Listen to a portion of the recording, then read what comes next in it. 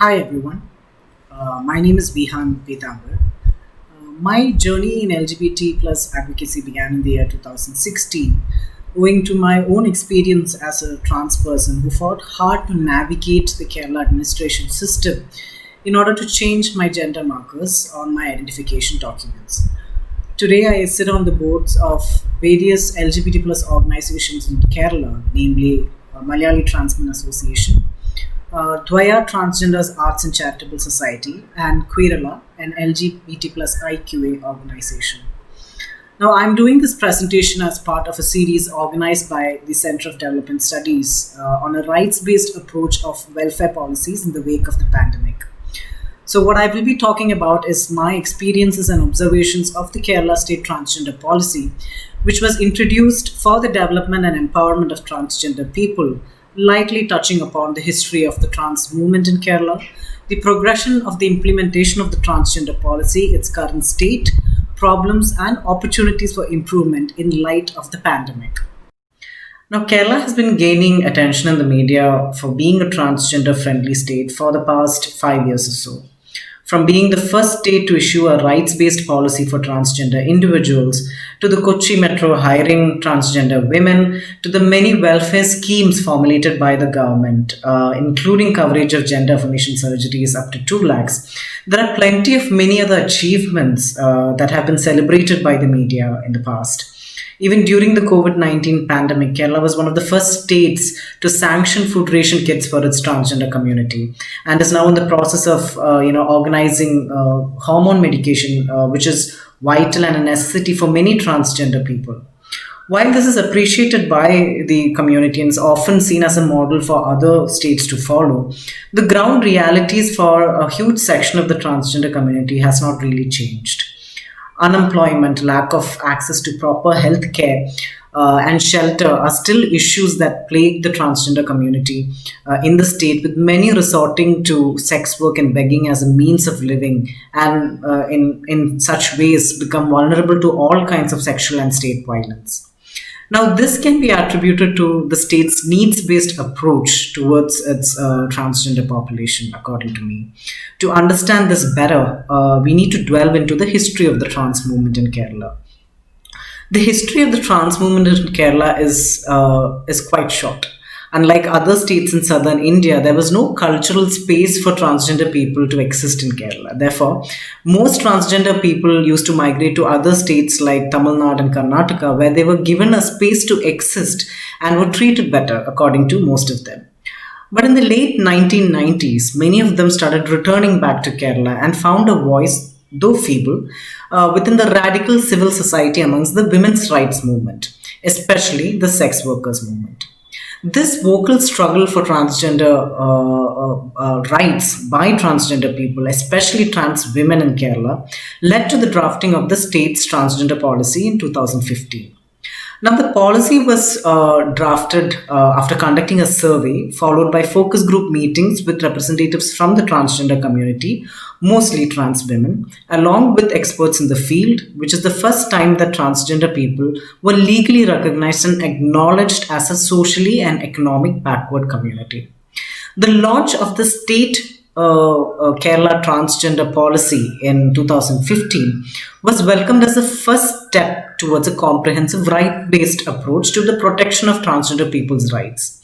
Now, modeled along the statutes or the principles of the Nalsa judgment by the Supreme Court, which came out in April 2014, the policy in paper includes the right to equality, the right to freedom of expression, the right to dignity and a life without violence, and the right to equal voice and participation in development.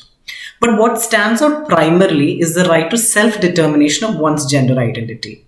This ideally means that a person has a right to self identify their gender as man, woman, or transgender independent of surgery or hormone intervention, and the state was bound to grant legal recognition to them. The state's transgender policy puts together a cohesive and comprehensive results based framework for transgender people to achieve their constitutional rights and live as equal citizens in the state. It spells out the roles and responsibilities of all institutional stakeholders very clearly in designing their contribution to ensuring transgender justice through the formation of a state transgender justice board, district transgender justice committees, and a transgender cell under the Social Justice Department of Kerala. Now, when I read this policy for the first time, it was back in 2016, and I was so impressed at how progressive it was that it gave me hope and a sense of security to return to Kerala from the UAE where I was working for a big part of my life to start my legal transition, which meant changing my gender markers on my identification documents. But to my horrid surprise, none of the government officials that I interacted with for my requirements, starting from the Gazette office, had even heard about the state transgender policy. And this was in 2016, 1 year after the policy was launched. They had absolutely no awareness, about the policy or about the people that it was meant for. So many people, including me, had to protest, appeal, and lobby with government officials, explaining the horrific discrimination the transgender people undergo. And subsequently, as a result of this, the Transgender Justice Board and the TG Cell was formed in 2017 and 2018, respectively. This is a care based approach where a policy which already mentioned what was to be done was considered and taken up only after transgender people who went to avail their rights were harassed and discriminated against by government officials. So, what we have seen across years is that government officials who are designated to implement the policy do not see this as part of their daily duties. And this is something that I can say out of my own experience. They do not invest time and resources to learn about the community they represent and about their problems in a consistent manner. From my experience working as a member of the Ernakulam District Transgender Justice Board in the years 2017 to 18, there was just one meeting held that year where government officials, starting from the assistant collector who joined instead of the collector, to the director of health, education, and different other areas, who are essentially members of the District Transgender Justice Board, took part while many others were absent. Now, I'm quite sure that these meetings, which should be taking place at least once a month to plan and track the progress of various programs and schemes for the transgender community, are not happening regularly across the districts and the state itself. Now, with the absence of commitment of decision-making authorities who should be spearheading, the implementation of the TG policy, it is no surprise that the policy is far from being implemented in totality. And the few programs that have been launched are not availed still today, to this day, by a huge section of the transgender population. Even with what has been implemented, there has been problems. Now, I'll get to this one by one. For one, the transgender cell, which constitutes of trans people hired by the Social Justice Department, sets criteria at the postgraduate and degree level education to interview for these positions. Now, this is problematic because when more than half the trans population are school dropouts, and we have seen by experience that people from the transgender community who have lobbied with the government, who have led the trans movement since the early 1990s, and who have the most experience, working with the trans community, do not have a degree or a postgraduate degree. And these are people who rightfully should be sitting in these positions, and they get, excluded at the very beginning because of the criteria set by the Social Justice Department. Now, this itself is exclusion, right? So what we need is for people with experience in advocacy and who have been working for trans rights to sit in these positions and work with the government. Because ideally they would understand what the community really needs out of the experience that they have garnered over years. Now, a second point is that the district transgender justice committees, which are supposed to be formed in all districts of Kerala, have still not been formed. This one of the reasons being that there are no transgender representatives in these districts. So even to this day, there are, if you ask if there is a district transgender justice board in all the districts of Kerala, there isn't. There are only a few districts that have transgender justice boards. And even the formation of the transgender justice boards do not really represent the diversity in the transgender community, because most of the representatives from the transgender community are only trans women. Trans men visibility or representation is not uniform across all the boards. So because of this itself, very few welfare programs reach trans people uniformly across districts. In certain social justice departments in districts, for example, like Palakkad or Kozhikode or Wayanad, the district transgender justice board is not as fully operational like it is in districts like Ernakulam or Trivandrum, whereby the transgender population in those districts are unable to reach or avail the welfare programs that have been rolled out by the government. Now, another problem that I see here is that there is no proactive approach to track and monitor how funds have been dispersed and have been utilized. So since the TG cell was formed in 2018, and they've been doing some great work in terms of formulating some welfare programs for the community.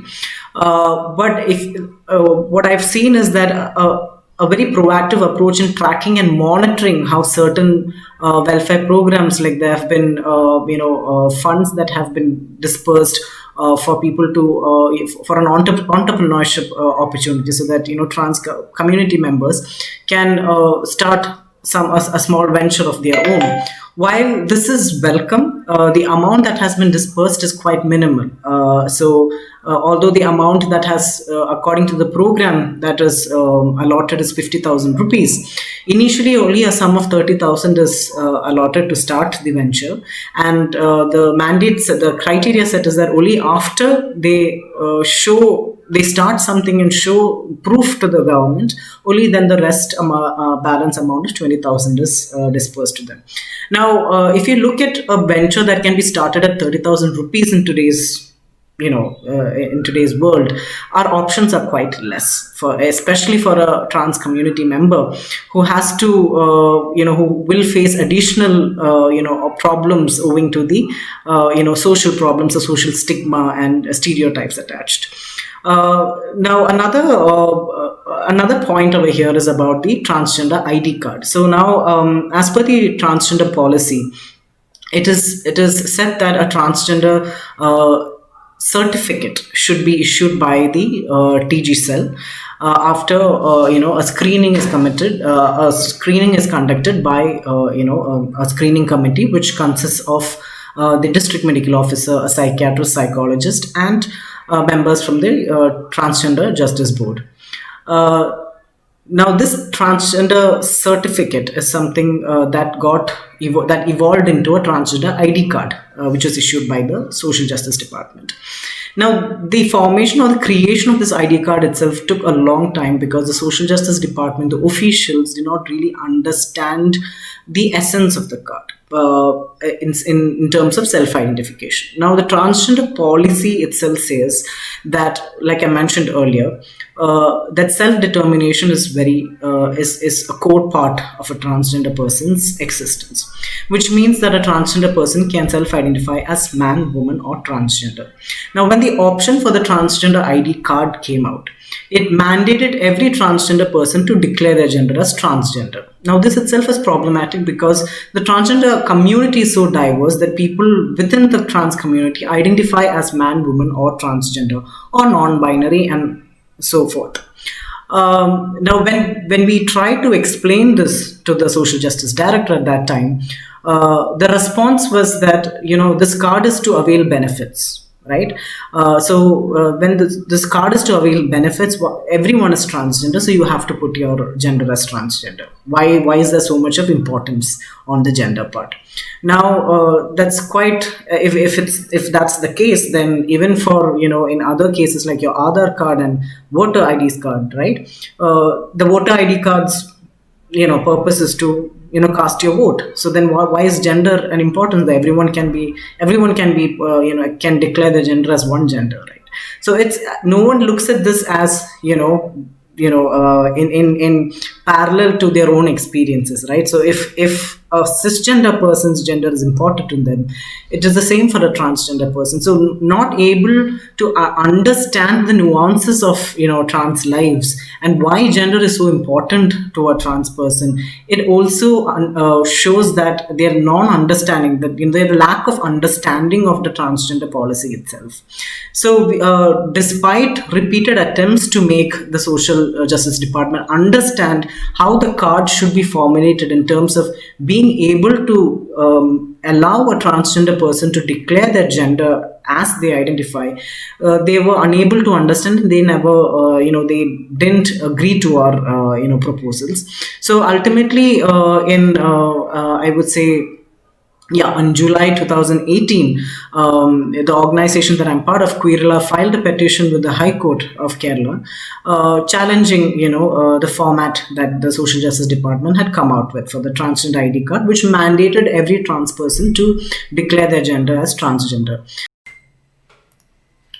So when we filed the petition with the High Court, our argument was that the TG card format, which was proposed by the Social Justice Department, essentially violated the self-identification clause, which was a core clause in the state's transgender policy as well as the NALSA judgment. Now, it didn't take a lot of time for the High Court to rule in our favor, and they directed the Social Justice Department to relook at the format, respecting and essentially upholding the self-identification clause, which is given in the policy. The point being that, even with advocacy, with people from the community kind of reaching out to the Social Justice Department and trying to explain, the policy itself to a government which is supposed to, implement it themselves. The community had to take the route of moving legally to the court to get the Social Justice Department to implement, a particular initiative respecting or as per the tenets of the policy. So, and one another issue with, although the TGID card is now, very well formulated and has been, applied for by a huge section of the community after it provided the option of self-determination. An essential problem over here is, the rolling out of it, right? Like people have, there's been an issue where people from the trans community have applied for the card last year and still have not received it this year. So there's no consistency in the way, applications are screened or cards are kind of, rolled out or provided to the community itself. And this becomes problematic because the ID card is a mandate for availing any welfare schemes or programs that are issued by the Social Justice Department. And in the absence of having that, no trans person can avail the welfare program. Now, this is something that needs to be addressed by the Social Justice Department and the TG cell.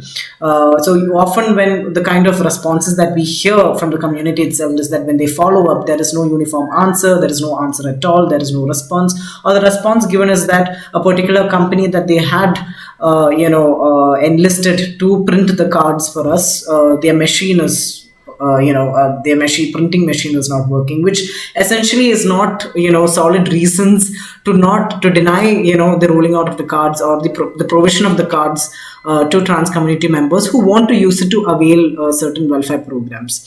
Now, that is something that needs to be looked at and addressed quite importantly. In the context of the pandemic, vulnerable communities like the transgender community are increasingly looking to avail benefits from the government in the absence of a steady income or daily work. For instance, a trans man has been following up for his transgender ID card, which he had applied for in 2019, so that he can apply for funds to set up a small business of his own. He also claimed that under the Life Mission project of the government, he could have applied for a house hoping that a transgender person would get priority.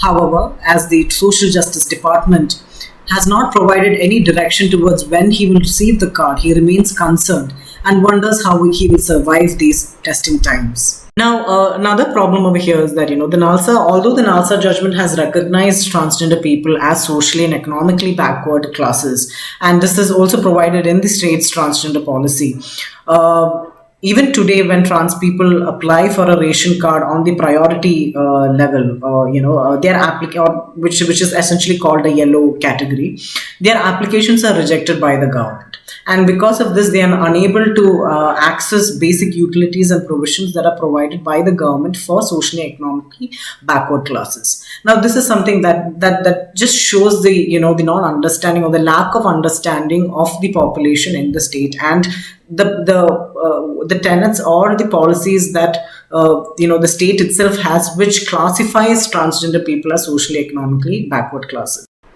Although the Social Justice Department provided 2 rounds of ration kits in the last 2 months, that is hardly enough to last a trans individual who has no income or a house of their own and has hence become vulnerable targets of their house owners who have been tormenting them during the lockdown. It is in this context that many transgender people are asking why can't they be included in the priority category of for ration cards with which they could have availed other provisions provided by the government, which other economically backward communities are currently receiving.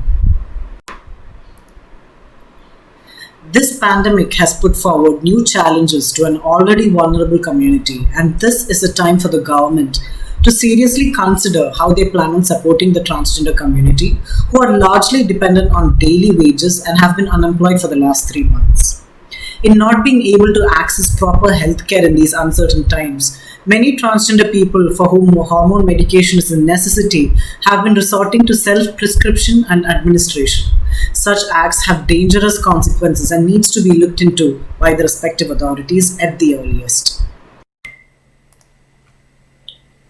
So what we've seen over the years is that there is no effort, meaningful effort, or a genuine effort, made from the Social Justice Department for community consultations. So when they come up with initiatives or welfare programs, what happens is that the invite from the Social Justice Department most often, and I'm not generalizing, but most often goes just 1 or 2 days before the meeting, owing to which many transgender advocates and allies who are well versed, with transgender lives and the movement, and who can actually contribute meaningfully to these discussions are unable to turn up. And so what happens is during these consultations, only very few people and the same people who end up coming for all the meetings turn up, and these are largely trans women and other cisgender men from community-based organizations in Kerala, and the inputs are taken only from this group, and so initiatives and programs are formed accordingly. Now, what happens is that when you don't have diverse perspectives from the trans community itself, this makes the policies or the welfare programs and initiatives that are created skewed towards just one population in the transgender spectrum. So what we've seen is that owing to the visibility and mobilization of the trans women community within Kerala, most of the programs that are created are more skewed towards the trans women population.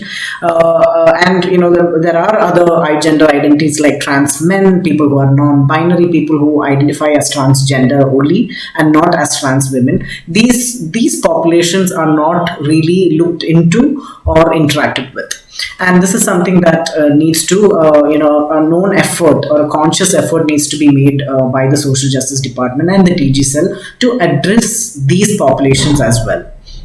Now, these are some problems that accompany the needs-based or care-based approach by the government towards trans rights. So there's no conscious efforts, taken by the government to look at this as a rights-based approach and try and discover or explore the community itself in a conscious way, right? Without seeing this as a favor done by the government, but see that the transgender policy is in the, is existent in the state, and see the duties enlisted for each stakeholder who are listed in the policy as their daily duties, and make a conscious effort to learn about the trans population. Also track and monitor whatever has been rolled out since the last 3 years and see what are the gaps, what are the lapses. Look at ways to improve those gaps and improve the provisions that have been provided by the government, because most often Kerala is still, hailed as a model state, when it comes to, the provision of trans welfare and, the policy itself. And my counterparts from other states, trans activists, others reach out to people from Kerala to learn more about, the work done by the government in this space space and the policy itself. So when we have a great opportunity over here to look at where the lapses are and improve it, and actually stand true to the name that we are the most progressive state when it comes, and the most transparently state. So a rights-based approach would mean that the implementation of the transgender policy should be considered as part of their daily job, as an obligation of the government to respect, protect and fulfill the dignity of its trans citizens, and not be considered as charity, right? So that would mean that there would be more representation of trans people in policy making, ensuring that there is equality and non-discrimination in accessing these benefits, and accountability and transparency in the usage of funds made available for transgender welfare. Thank you.